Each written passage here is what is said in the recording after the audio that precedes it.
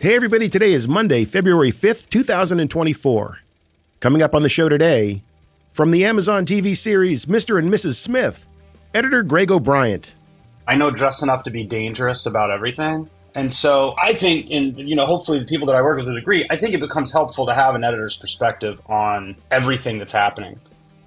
I was really coming into a pretty well-oiled machine, and I think a lot of it was taste. Really just trying to suss out whether or not I was going to fit in with them.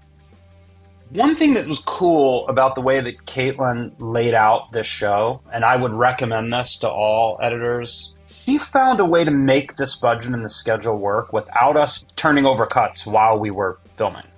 Yes, all that and more on this edition of The Rough Cut.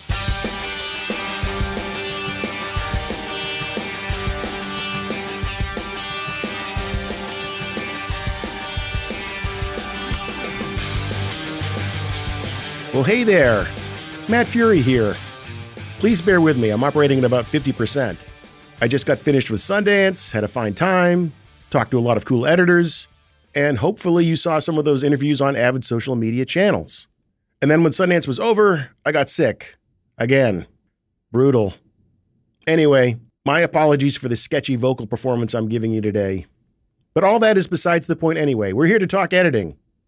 More to the point, we are here today to talk about editing the new Amazon series Mr. and Mrs. Smith. Helping us to do that is an old friend of the podcast, Greg O'Brien. Greg has joined us before to talk about the Netflix series Brand New Cherry Flavor and the Apple TV Plus series Extrapolations. As far as Mr. and Mrs. Smith goes, you're probably thinking, hey, wasn't that a movie about Angelina Jolie and Brad Pitt as spies trying to kill each other, which was then remade into a reality show about them wanting to kill each other? And you would be right. But now it is a TV series with a few twists on the original concept. The series stars Donald Glover and Maya Erskine as the title characters, and unlike the film, the two know that each other is a spy, and that is because they each independently signed up for duty with this clandestine operation. And that operation would pair them up as a married couple to carry out their duties together. Like I said, some interesting twists on the feature film. In fact, other than the title and the basic concept, I don't feel like the series shares much with the original film, which is nice. Not that there was anything wrong with the film. This interview with Greg was recorded while I was still out on the road after Sundance and right when I was starting to get sick, again. So it will sound a little different than the interviews I do from here in the studio. Regardless of how my audio sounds, Greg, as usual, gives great, insightful answers that I know you'll get a lot out of. Hey, here's a little trivia for you. No cost to you, my treat. Did you know that Mr. and Mrs. Smith star Maya Erskine's father is renowned drummer and composer Peter Erskine? It's true. You know what else is true? He is one of the many talented musicians and composers featured in Extreme Music's vast catalog of production audio. As in audio you need to have in your next film or TV production. How do you find Peter's music? Well, it's simple. You go to extrememusic.com and type Peter Erskine into their search engine. But of course, you can also do much more than that. You can do searches based on lyrics, tempo, genre. You can use that reference track trick I love so much. You know, the one where you upload a track to Extreme Music and they find you ones like it. And then once you find what you're looking for, you have even more options. Options for length, options for instrumentation. They even give you an option for how you do the licensing. You can do it on their website, or you can talk to one of their reps. So many choices, so many great tracks, but there is only one way to make sure your next movie or TV show sounds its very best, and that is to check out our friends and Rough Cut sponsor, Extreme Music. Something else you should check out is the Rough Cut in its augmented reality form. I'm not sure if I'm using that term right, but that's never stopped me before. Anyway, if you visit blog.frame.io/theroughcut, you can avail yourself of a transcribed version of the podcast that includes little extras like Spotify playlists from the film or TV show we're talking about, artist profiles from IMDb, social media posts from the film and TV makers, Avid Media Composer timeline shots, YouTube videos. You can even listen to the podcast while you check those things out using the embedded podcast player. That would be my preferred way of doing it, because then you get to still hear me talking at you. Once again, visit blog.frame.io/theroughcut to get the podcast, plus a little more. Okay, I don't think I have much mileage left on my voice today. Better get to it. From Mr. and Mrs. Smith, here's editor Greg O'Brien. Yeah, cool.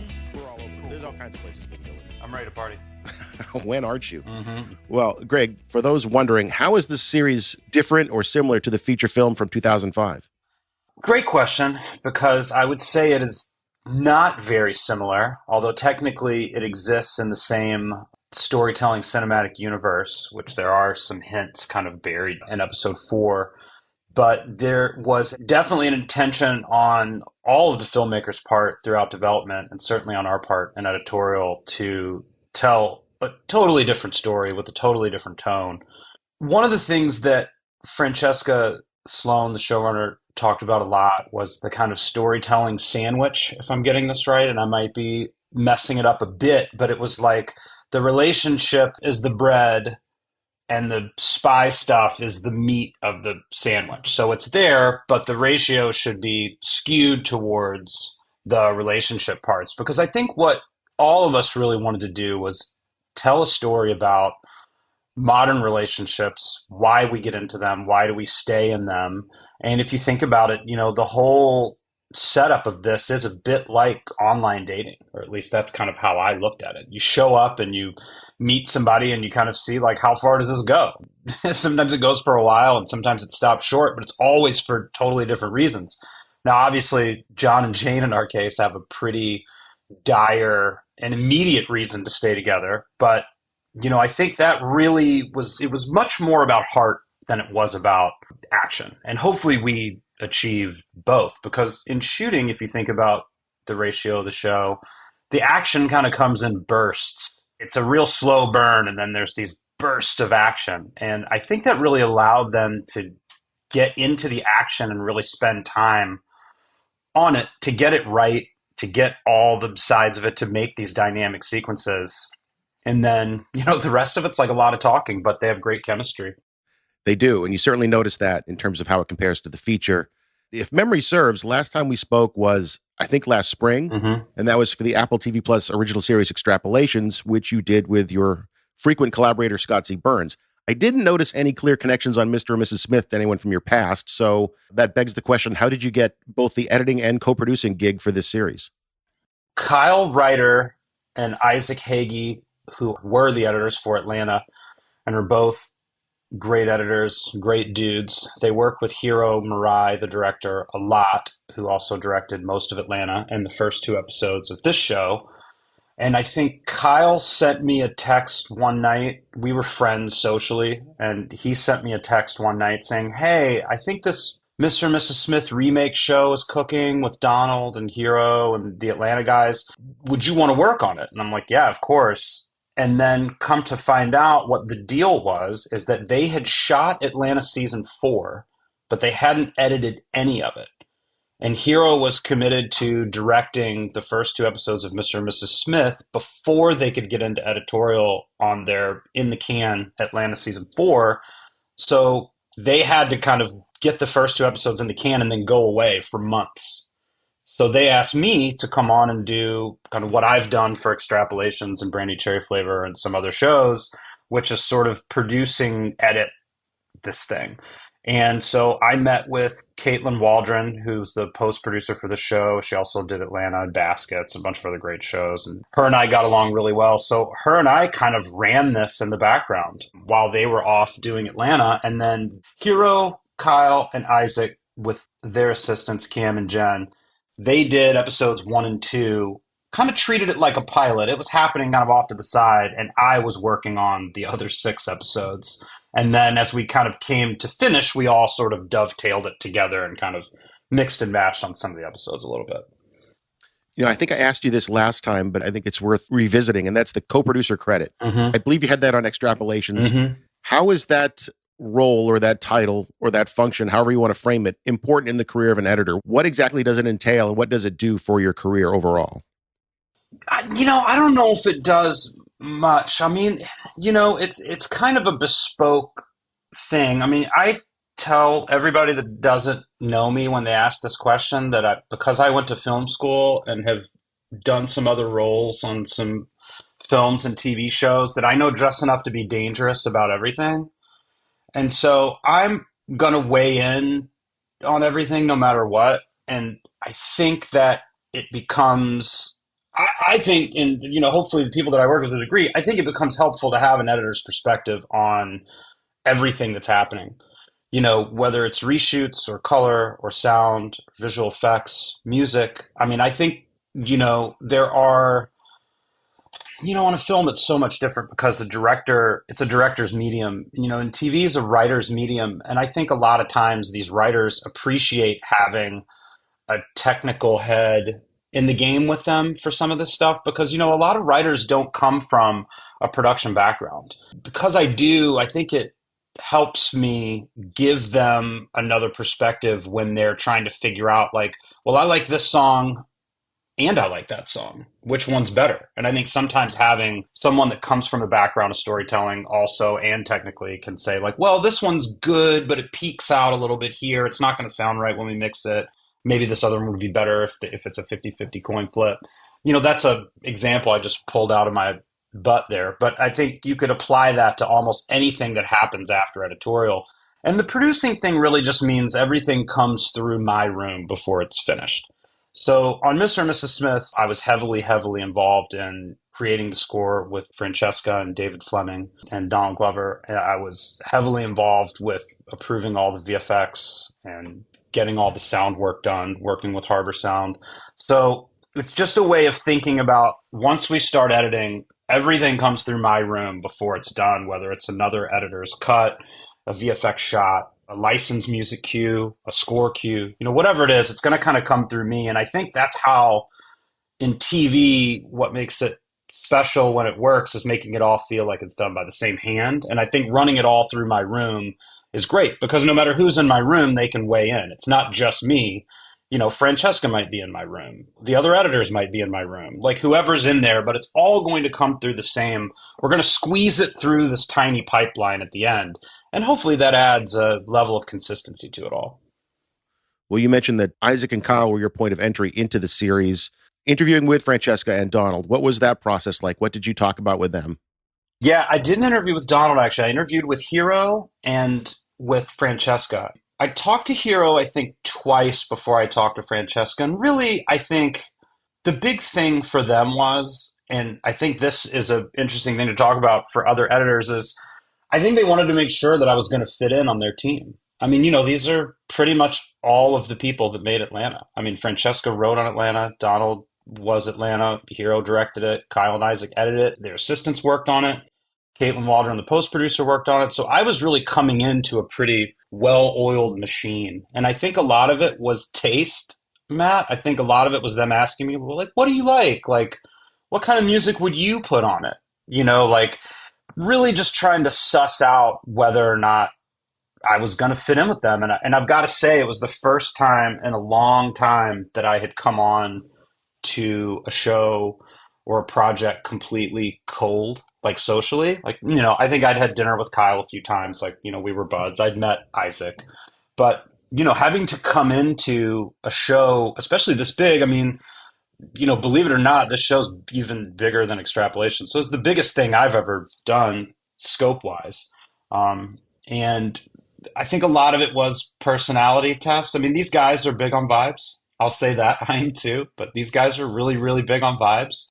The interview part was actually easier than the working part because once you start working with a well-oiled machine like this, especially when we're set up for all this stuff to run through my room, I think it took an extra beat sometimes for Francesca to not go to Kyle and Isaac instead of me when it came down to making a decision on something or figuring out something that wasn't working. I think her first instinct obviously was to go to the people that she'd done it with before. And so it was kind of on me to be patient with that relationship and not try to rush it and not try to force it and not get sensitive about it. And again, like it's a bunch of really, really smart people. So it's like whoever's got the right answer right now, that's the winner. I mean, we all just wanted to make it great. Feels like we've been talking about the show forever in terms of what you've been up to. Mm-hmm. Why don't we put some formal parameters around that and just define what the production and post-production timelines were for the show and how long were those phases of the show? Yeah, so I came on the day after they wrapped production on episode 2. So basically when they started shooting the episode that they shot next, I came on. And that was in June or July of 22. And so I was on for 18 months because we just delivered this at the end of December 23.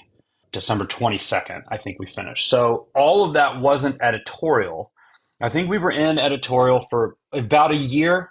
There were some pretty extensive shooting that happened later, which I think is always really, really helpful. I know out in the larger world, we tend to think like, oh, reshoot, something must have went wrong. And I don't think that anymore. I think it almost always helps to have that opportunity to go in and pick up a couple shots for this episode or that episode, or even scenes. Sometimes, we'll write scenes for this. Certainly, they redid scenes for the pilot. They reshot two scenes for the pilot entirely in the same location and everything. Just, hey, we've learned things about the show. Let's do this a little differently. But I would say about a year of it was almost strictly editorial, and then the last 6 months was sound. We spent a lot of time on the sound for the show, music and visual effects. Believe it or not, this is a pretty big visual effects show. There's a lot of visual effects in every episode. The show is set primarily in New York City. For an LA-based editor, seems like you're always working in New York City. Where were you cutting this? So when they're filming, I tend to be where they are. So I was in New York for the production while they were in New York, and then while they were in Italy. So they went over to Italy at the end of production to shoot episode 3 and 5, and I stayed in New York and kept editing there. And then so that was like June to December of 22. I think I went back right around Thanksgiving, actually. So June to November. And then we edited in LA until we got all the cuts out and got the reshoots and pickups done. And then I went back to New York to mix at Harbor because I'm pretty big on mixing in person. I mean, I'm pretty big on working in person in general. I don't know if that's something that we want to get into since that's like such a hot topic right now, but I'm pretty big on working in person, and so were all these guys. I mean, it was pretty important to all of us to be together. If that's your preference, can you make that happen? I don't know that I'd say I could make it happen. I think that the people that I work with and the kind of people that I want to work with and the people that want to work with me, I think we kind of all naturally gravitate towards that. I mean, I like the work. I love people. I like the people. I'm not one of these guys that's like, oh, like post productions, we're not supposed to have to talk to anybody. It's like, I think that personalities influence the work. I mean, I think even when I had this conversation with a young editor the other day. I said, even if you have a bad apple on the team and they influence the show in some way, that it's what kind of makes it human. It's what makes it interesting. I think that the alchemy of all the personalities that come together to work on the show, I think even if they're not hands-on, like editing, even like a grumpy PA can affect the storytelling in a weird, kind of ethereal way. So I think it's interesting to be in person. Again, I mean, we talked about this last time, but the New York thing is it's a tax incentive thing. It's just cheaper to have me there. So on this one, I had an assistant in New York, Jackie Kaplan, who was amazing. I had my LA assistant, Steph Perez, who I've been working with for a few years now. And she was in New York with me for part of it, but not all of it. Jackie was actually on the whole time in New York. And then we also had Mike LaFond for a little bit in New York, who's amazing. And then Isaac and Kyle had their assistants, Cam, Ross, and Jen Bryson, too. So we talked about Isaac and Kyle already. There's another editor, Kate Brokaw. Oh, God. Well, before I forget, because I'm sure Kate or somebody she knows will be watching this. That was completely unintentionally forgot. Kate did a ton of work on the show. So if I'm getting this right, there are 2 editors on the first 2 episodes, 3 editors on the third, 2 editors on the 4th and 5th, and then you carried the ball in the final 3. Mm-hmm. Why was the series so front-loaded with editors? You would think that the finale and the penultimate episodes would be the ones that need the most help. You know what's weird? It's not always which ones need the most help. I mean, so one thing that was cool about the way that Caitlin laid out this show, and I would recommend this to all editors who have a say to try to get this, and all post producers, is she found a way to make this budget and the schedule work without us turning over cuts while we were filming. So we didn't really start showing stuff until after they were done filming and we were all together.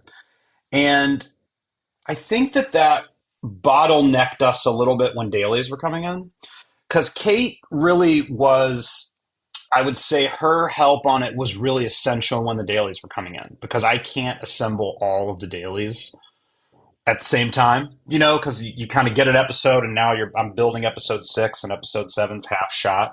So she really worked a lot on episode 4 and episode 3, but I still finished every episode. So really what it becomes is like a bottleneck. Now, the reason that Kyle's on episode 3 is because they shot that one in Italy. There wasn't much we could do in the way of reshoots. And as the tone of the show evolved, as we started to learn how to best use Donald and Maya's, chemistry, which is amazing. But as we found the pieces of it that worked and didn't work, episode 3 had to change a lot.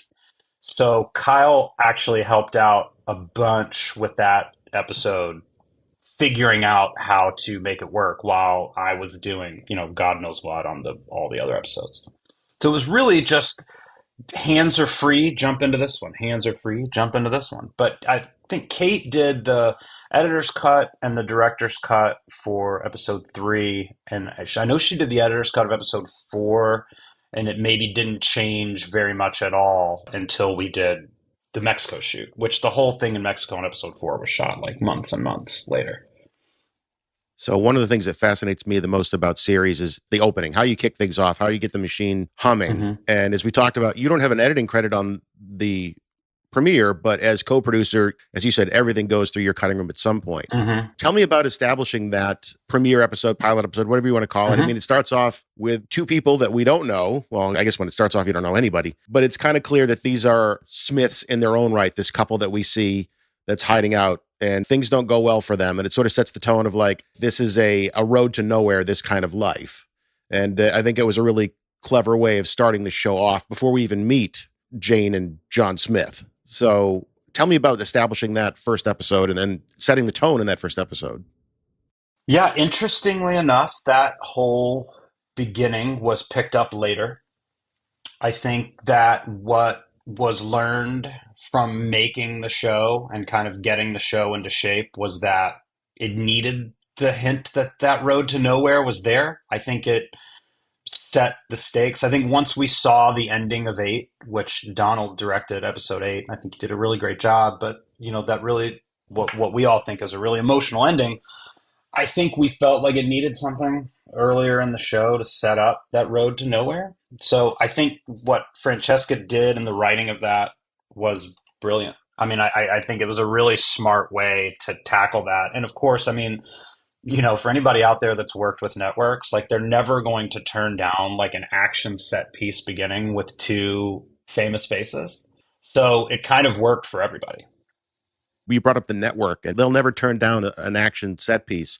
I don't want people listening to think there's not a lot of action in this, but comparatively speaking, it really is a lot of intense dialogue-driven, character-driven scenes that can go on for like 5-10 minutes. And then you'll have a chase. I'll give you an example. There's an episode where they meet another couple of Smiths and sort of have a little dinner party with them. And that lasts for a long time. Mm-hmm. And then it's sort of encapsulated with like, hey, why don't you go out and do a mission for us, for the other Smiths? Because I can't remember the term for it, but they're basically a level up on the Jane and John that we know. And the action part there is you see them jump in a helicopter, go off to the jungle. They're surrounded by militants, and then cut back to they're in the chopper looking all bloody. So there's no action there really at all. It's all just quick cut and then look at the aftermath of them. So I guess we can frame this in terms of how the network viewed it, but this leans much more into dialogue and character than it does into action. Was the network always okay with that? Were they ever pushing for more like, hey, I think we really need another car chase or hand-to-hand combat bit here? I mean, it's like one of these things where I wish we could fly Francesca in here. I wish we could fly Fran in right now to like weigh it, because her interaction with the network was a lot more than mine. I was kind of hearing everything secondhand, but I've never worked with studio or network executives that didn't want less talk and more action. I'll tell you something really interesting though here's an anecdote about that episode 4 that might be illuminating to people about how we found the tone of the show and the kind of things we do to get it right once we figure out what it is. So I think I mentioned we edited episode 4 without anything from Mexico. originally, because it took months before we could go down there to shoot it. It's actually El Salvador is where that's supposed to take place, but they shot it in Mexico. So we all got really used to this thing where they take off and then it hard cuts to them covered in blood. We all got really used to this cut, and everybody thought it was really funny. And for a while, we maybe weren't even going to do the shoot. It was like, well, maybe we just keep this cut because it's so funny. The edit's so funny when it just cuts to him bloody and dazed. And so they go down to Mexico and they shoot a much more elaborate sequence than what we see in the final cut. And, you know, what we knew is that it's going to have to be better than that hard cut. And, you know, we cut the scene. We did it a bunch of different ways. I mean, we spent a couple different weeks just on that little sequence. I mean, I think Kyle took a crack at it. I don't know if Isaac did or not. I mean, we really, really, really beat the bushes before coming up with this kind of fast, vibey, out of control thing to kind of maintain the energy of that hard cut. And I think we found a good middle ground. But most importantly, what it is it's like you said, it's like that's the tone of the show. The tone of the show is about how to get that hard cut to be funny. How did this affect him emotionally, and how does it have the right energy when we get to him, where we get a little laugh and we kind of remember again that these guys like aren't that good at being spies. Well, when you do share episodes like 103, how do you divide the work with co-editors, and how do you stay in sync once the work begins? Because again, going back to that, finding the tone, you would think that would be so difficult with people, you know, working on different episodes or working on different parts of the same episode. How do you do that? We don't work on it at the same time. So it's like in that instance, Kate did the assembly and the director's cut, and then I think she worked on notes on it for a little while. She went farther than director's cut, and then I took it, and then I, you know, did whatever was asked. I think I did a pass on it and did a lot of notes on it, got it into the network, and then I think it got to a point where the other episodes were getting better, faster than that one, which also had a much more convoluted plot that we had to simplify. And then I think Kyle took a crack at it and really figured out a couple things that worked really, really well. And then once he kind of cracked it, I think, figuring out how to get it back in line with the show. And then I think I probably finished it from there.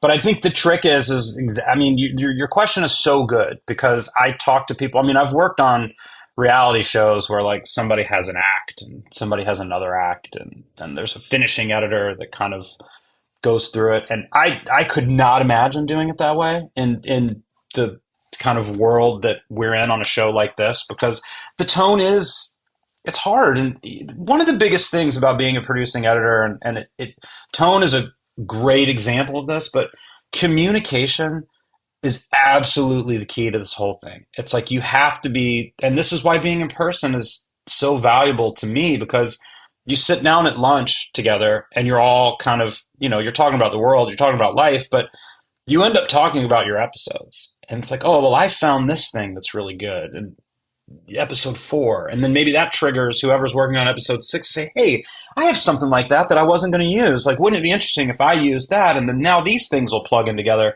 You just kind of start finding the things that turn everybody on and get everybody excited. And it guides everybody to kind of go back to their own part of the work and find that thing that makes it unified. Is there an average amount of time that an episode of Mr. and Mrs. Smith takes? Or is it even possible to sort of sum that up? It's not in this case. It usually would be on a show. This one was just so weird because for a while, I mean, there was a period of a few months where I was the only editor on. You know, Kyle and Isaac had kind of finished their part of the first 2 until after reshoots, and Kate had gone off to something else. And so it was really just me and Caitlin Waldron and, you know, Steph and Jackie, the assistants, working on everything at the same time. So half a day on this, a day on this. It just depended on what the notes were at any given time. So this was really more, it really was in a lot of ways more like a feature edit in terms of spending time on the parts that needed time. And I mean, there are parts of the show, you know, not just stuff that I cut, but there are parts of the show that didn't get touched after everybody got their first say. I mean, I think there are huge chunks of the show that once the network weighed in for the first time, they probably never got touched again. So there probably are episodes that The therapy episode had the least amount of time spent on it for sure, in terms of it was pretty good right away. And the first two and episode 3 and 5 probably had the most time spent on them. Well, since you brought up the therapy episode, I did have a question about that. Sure. John and Jane are seeing a counselor or a therapist about their marriage troubles. Mm-hmm. So basically, the whole episode takes place there in that context. But within that session, we see vignettes of different missions they've been on that the audience hasn't seen. And these vignettes are to support the arguments they're making against each other in the therapy session. So again, technically, the whole episode takes place in the home of the therapist, but there are multiple action sequences that you cut away to. Mm-hmm. Does that kind of structure present any kind of challenge? And regardless, what are your recollections of working on that episode that I found particularly interesting? That episode was so much fun because it was, I think it's the one with the most straightforward comedy, and it had the most improv, probably. I'd say there's a fair amount of improv in the show. Donald and Maya are both comedians, so there's a lot of, that one had the most improv. I would say I always look at, if it's linear to their subjective experience, which is what the way that this episode plays, even though it's non-linear, it is very linear to John and Jane's experience. It's actually not as hard as you might think it would be if you were actually taking the story apart and doing the story in a different order, like Memento or something like that. That to me feels like a real brain teaser. Like I would need an algorithm or like a chart on the wall to do it. But this seemed pretty straightforward, and it was scripted like that. Like we knew where those pieces were going to go. Actually, the poker game from that was originally shot for a different episode, and we pulled that over. We like hijacked it from that episode, which didn't need it as much, and put it in here. But yeah, I think the nonlinear part of it felt very linear to us as we made it. But the improv part of that was the most fun part because they're both just so funny. And I mean, I just left out Sarah Paulson, who's, amazing. All the guest stars of the show were amazing. I mean, they all brought something really fun and really interesting to the show. I think everybody was just really excited to work on the show. Well, since you brought up improv, I'm just going to follow your lead and jump around a little bit. I was reading an article with Donald Glover, and he estimated they ad-libbed about 20 to 30%, especially the arguments that the two leads had. You just backed that up. How do you manage that improv aspect in the cutting room? Is that something you welcome, that it gives you more choices? Is it something that's a little more difficult to find the narrative or hold the narrative when you have all this improv? And either way, how do you manage that in the Avid?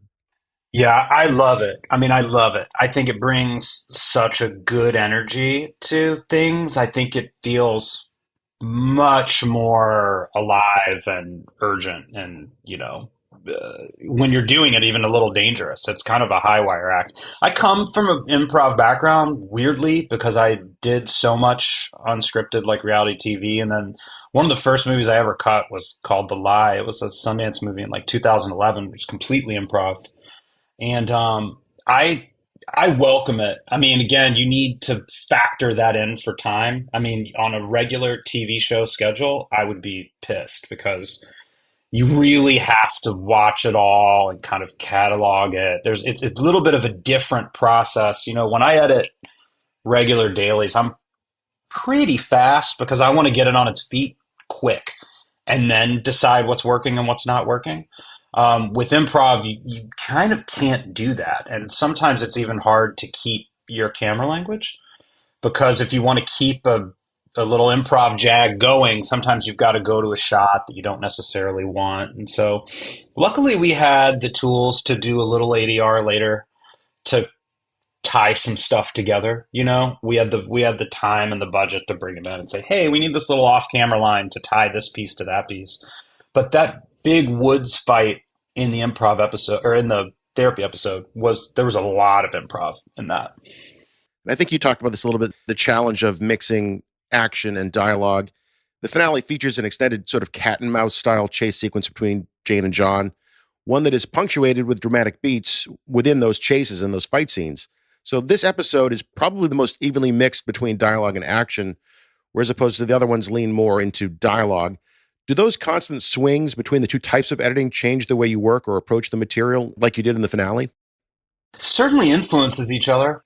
I think every editor is kind of predisposed to editing to their taste, whether it's action or dialogue. Like, I would edit an action scene a certain way, or like I approach dialogue scenes this way. And I think when you have to take both in the same episode or even in the same moment, I think it does influence each other. So to me, it's kind of like, how do I just make this feel real? How do I just make this feel honest? I mean, this is a ridiculous situation. They're fighting over a gun in a library of a townhouse in New York because they're owned by a shadowy, spy agency or, whatever HiHi is. And it's a really unreal situation. So I think to try to find the reality and the emotion in those moments, whether it's dialogue or action, I think I want the dialogue to feel real, but I also want it to be honest that it's happening in an action sequence. And I want the action to feel real, but I want it to feel like they could just start talking. So you don't want the action to get too brutal where there's no way that they could stop and talk. That would be ridiculous. And vice versa for the dialogue. So you just mentioned HiHi. For those that haven't seen the show, Jane and John get their orders via messages on their phone or computer from an unknown boss they just call HiHi, because that's how he or she begins all the messages, HiHi. So you have your usual screen work, which can really add up. You all the phone screens and computer screens. Earlier, you talked about the VFX load being more than you might think. So where was that within the context of the show? Did you have a lot of VFX to do, and do you take that on, or do you leave much of that to your assistant or your VFX editor? First part, all the computer screens are VFX because we rewrote all of it and redesigned it. I mean, we didn't even design the app until after production. So every screen is a visual effects shot. A lot of their house is a set. So there's a lot of VFX to patch up the set extensions, flaws in the set. Every gunshot, they used guns with blanks, mostly, or rubber guns sometimes, but mostly they were actually shooting blanks and there was special effects on set. We did end up having to redo almost all of it because that's just what happens. You want to change it 2 degrees and now we have to take that squib off and put a different one on. There's a whole lot of VFX in the car chase, sometimes to get the cars closer together, sometimes to make the cars look like they're going faster. They did everything practically. Oh, the weather in the Alps, all of that during that whole climax in the Alps to, make the fog consistent and the snow. So some snow is real, some is fake, some snow was removed, some was added, consistency, the amount of fog in the background. Luckily our VFX supervisor, Eric Pasquarelli, is amazing. Always had an answer for everything and it was always yes. Trying to think. Yeah, there were a couple stunts that had to be touched, backgrounds, all stuff that's like invisible because we didn't want it to feel like we were doing the effects. We wanted to keep it real. Most of the stuff we added was just to make it feel more real. And then whether I do it myself or not, like I don't do any of it. Like I said, Eric Pasquarelli and his team, they basically, what we do in editorial, the way that I'm familiar with doing it is that I mark up the scenes. If I'm adding something that wasn't shot for, I mark everything up and then it goes to the VFX editor. And then the VFX editor takes my markings, logs it, codes it, whatever, his process is. Connor Guy was our VFX editor on this. And then it just kind of goes into VFX land. And then on this show, we didn't really start approving anything until we were all locked. And then we would have, at first it would be 2-3 hour sessions sitting in Eric's room, looking at a monitor where we're all looking at the shots together, banging them into shape, approving them, sending them back with notes, whatever. And then by the end, it was like a half-hour Zoom twice a week where he'd pull it up on Clearview and let us, he'd show us, tell us where he was at with it. But he really was the mastermind behind the design of it. And I was more like the kind of guy to be like, oh, I think we've got that where we want it. And of course, I'm not just speaking for me in that case. I'm speaking for Francesca. I think you and I have talked about this before, but one of the jobs of running everything through my room is I want to learn as much as I can about what Francesca likes. The showrunner, the director. If I'm there and they're not there, I'm not doing what I like. I'm trying to do what I think they would like. And hopefully, and in this case, certainly is true, by the end of a show, that's the same thing. You know what I mean? Like what I'm saying, I know she's going to like. So I'm speaking on her behalf. But, luckily, she trusted me with that in this case when she couldn't be there. And a lot of times she was there. When it all goes through my room, that's kind of what that looks like. Well, when we were talking about the El Salvador sequence, and you said, "Oh, we had this hard cut for the longest time because it was funny, just seeing them go from getting into the chopper to hard cut to them all beat up and bloodied post mission." Balancing that comedy versus the drama. Thinking about the past two projects of yours that we've talked about, Extrapolations, not a laugh riot. No, I'm just saying. Brand New Cherry Flavor was the darkest of black comedies. But Mr. and Mrs. Smith has a kind of a wry sense of humor played against a love story. So we talked about the network and action versus dialogue. How about comedy versus drama? Did you focus or pay extra attention to how funny this should be versus we want to be true to the love story that's happening and the danger that they're actually in? Yeah, that's a really good question. I think anytime you're building a tone, which seems like every single thing I do needs to have the tone built. But I think when you're building a tone, you're always trying to find that ratio. I think, look, I never want to say anything is easy because it's not. One of the easier parts of this show was kind of what you're saying, and I'll tell you why. Because when you've got Donald coming through post, and you've got Francesca in post, and you've got me, and like I said, Caitlin, the post producer, and Kyle and Isaac, the other editors, and Hero and Kate when she was there, you're talking about all people that are like pretty funny. I mean, obviously, like Donald's very funny, but that's what I was talking about when I was saying the combination of the personalities coming together to like affect the show. It kind of was obvious where the Venn diagram of all of our tastes landed. And I don't remember ever having one conversation about like how much comedy. I think we all wanted it to be real. We all wanted it to be funny. I mean, one thing that Caitlin and I talked a lot about during the times where it was just us was making the show a good hang. Was just kind of like, well, how do we make the show like a good hang? Like, that's kind of what we want, right? Like, we want it to be real. We want it to be funny. We want to take advantage of this chemistry. We want the action stuff to sing. But, like, overall, like, if you're going to watch this show, and if you think about the movie, too, it's like, not that we talked about the movie much at all, but it is kind of a good hang. Like, that's really what we're leaning into. And so I just tried to make it feel like when we hang at lunch all together, the people that were making the show. So you mentioned your affinity for being part of the mix and that one of the things that you bring to the table is sound work and influence over the music and needle drops. Tell me about that aspect of the show and how that all worked out.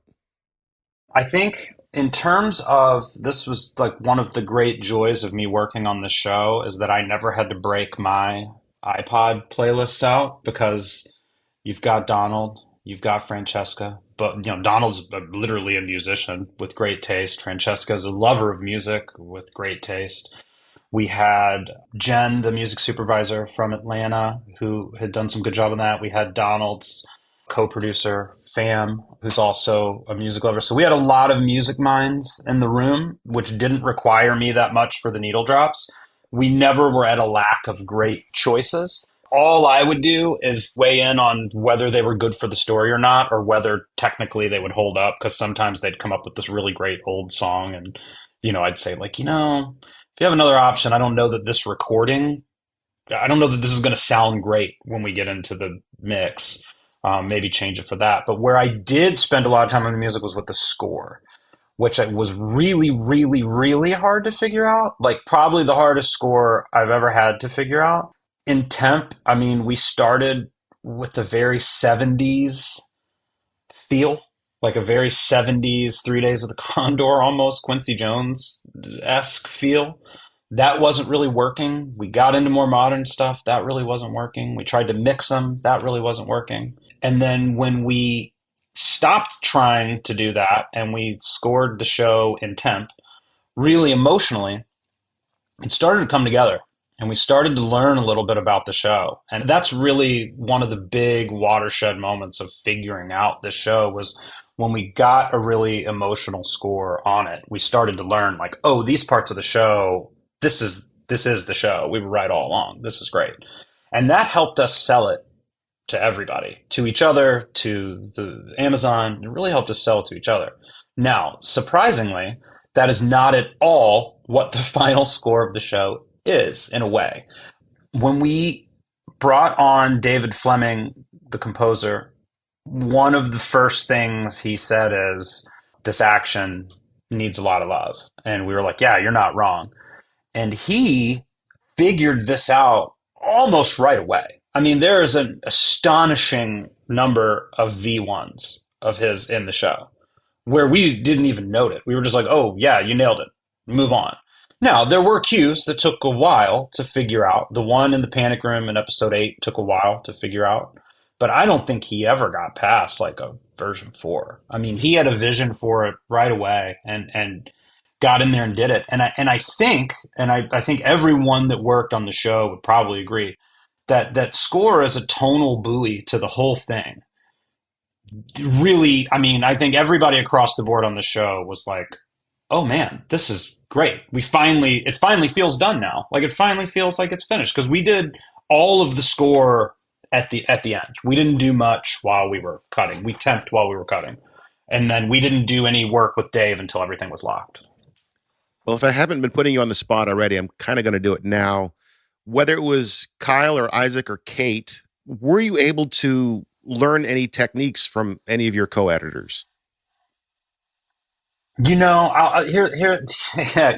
talk about on the spot. Here's what I'll say.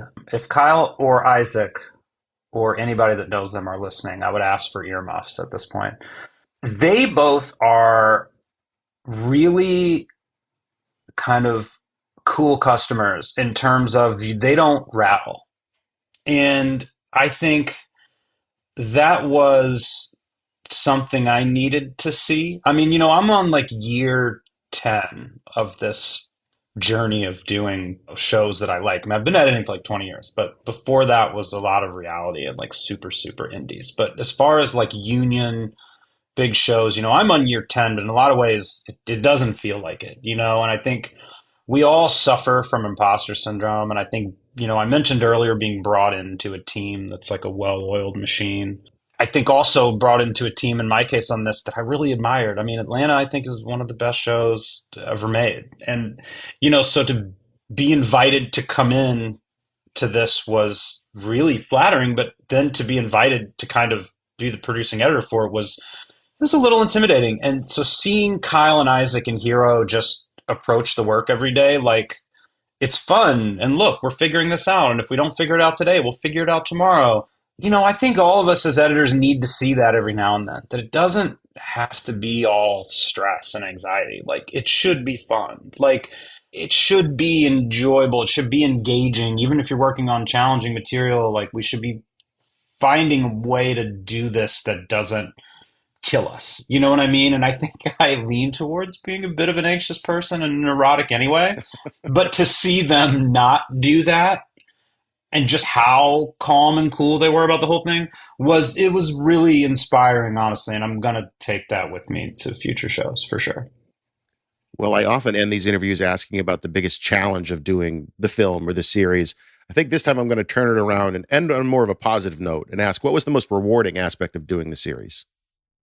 I had not done action before, and I've been wanting to do it for a while. And it's all editors listening to this probably know, it's very easy to get not necessarily pigeonholed, but considered to be good at a certain thing means you're not maybe good at the other things. And so, you know, I think I felt pretty good about comedy, honestly, because like I said, I had done an improv comedy movie before. I had done a lot of stuff that had funniness in it. I mean, I think Brandon Cherry Flavor was very funny. And I wasn't worried about that, but the action was definitely like what juiced me up the most about it, but was also kind of was my biggest challenge going in. And as soon as I did the first couple fights and people would see it, you know, around the office and be like, oh, wow, or they'd flinch at a certain moment, like that's really rewarding to be like, oh, good, I can do this too. Because I didn't know. You know, I mean, I felt pretty good about it. I studied up. I watched a lot of stuff. I talked to a couple people that had done it and asked, you know, how they had built it. How do you deal with so many dailies? How do you learn that much footage? And That was really, really, really rewarding to be able to do a car chase that I think is like pretty effective, and do a couple fights that I think are pretty effective, and I think even more effective in the context of this show, because when the action comes, it comes in bursts. But that really, doing the action and proving to myself I could do it was a big deal. Well, Greg, I really enjoyed all the work that you and the team did on the show. I always enjoy talking to you about the work. And I think, given a little time, I may be able to forgive you for leaving me on a cliffhanger. Well, I didn't have a ton of control over that, Matt, but I'll do my best to leak you. We'll back channel off camera. But thanks for having me as always. I always have a great time. I'm not sure it was that much of a cliffhanger. I mean, I think I know what happened. Still, it is good to have a contact on the inside that can give me the scoop. Even better to have a contact on the inside to tell us all about editing Mr. and Mrs. Smith. And for that, let's all give a big thanks to Greg for taking the time to talk with us today. I always learn something from talking to him, and I hope you did too. There is also always, and I mean always, something to learn about Avid Media Composer, no matter how long you've been using it. What else would you expect from the nonlinear editing system that has been defined and refined by pro editors from all around the world for over 30 years? 30 years! Where does the time go? I don't know. But where you should go is to the Media Composer page on avid.com to see what's new with Media Composer and how easy it is to get one of your very own. So click that link in the show notes and get started on your editorial journey to the top right now. Even though I'm not feeling so hot, it is nice to get back together again to talk about editing and all the other things we talk about. Hopefully I'm feeling more myself next week. Hopefully I'm better than myself next week. Until then, this is Matt Fury thanking you for joining me right here on The Rough Cut.